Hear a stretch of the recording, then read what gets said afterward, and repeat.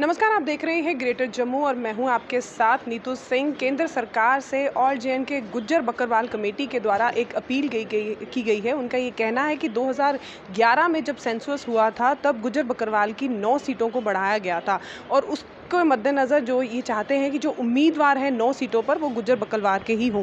तो आइए आज इन्होंने पत्रकार वार्ता की है, जानने की कोशिश करेंगे। सर, जिस तरह से 2011 में सेंसस हुआ था और 9 सीटों को जो है वो बढ़ाया गया था, आपकी अपील भी है, आप चाहते हैं कि उम्मीदवार जो है वो उन सीटों पर गुज्जर बकरवाल ही हो। बिल्कुल यही, क्योंकि ये कानून ही यही बात कहता है। कोई भी रिजर्वेशन जब करनी होती है तो उसकी सेंसस होती है। सेंसस उन लोगों की तादाद देखी जाती है कि उस कम्युनिटी की तादाद कितनी है उन कंस्टिट्यूएंसीज़ में। तो गुज्जरों की तादाद 9 कंस्टिट्यूएंसीज़ में जो रिज़र्व की गई हैं वो 2011 की सेंसस के मुताबिक ज़्यादा थी, इसलिए क्योंकि रिजर्वेशन देनी थी।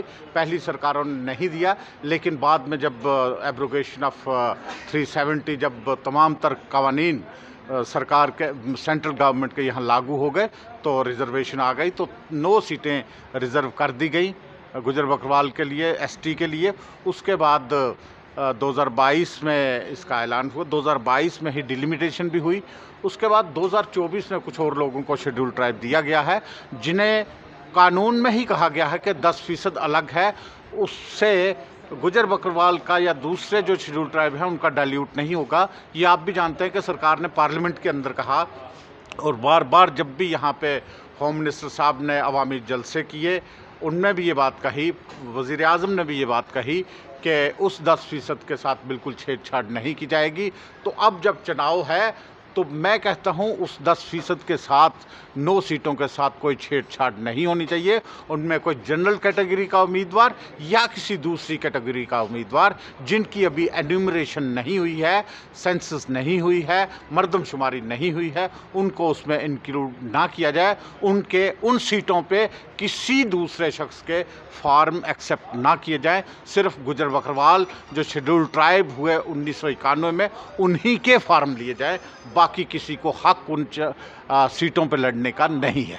सर, जिस तरह से अब जो है असेंबली इलेक्शन का आगाज़ हो चुका है, डेट्स फाइनल हो चुके हैं और आज से जो है अधिसूचना भी जारी की जाएगी, आपको क्या लगता है कि क्या आपकी जो कमेटी है वो किस तरह से इस बार जो है इलेक्शंस हो रही हैं उसमें पार्टिसिपेशन कर? सरकार ने ये देखिए, हमारी ऑर्गेनाइजेशन जो है वो सिर्फ एक आवाज़ उठाने के लिए है और लोगों के हकूक़ की पायमाली को रोकने के लिए है, बहाली के लिए है।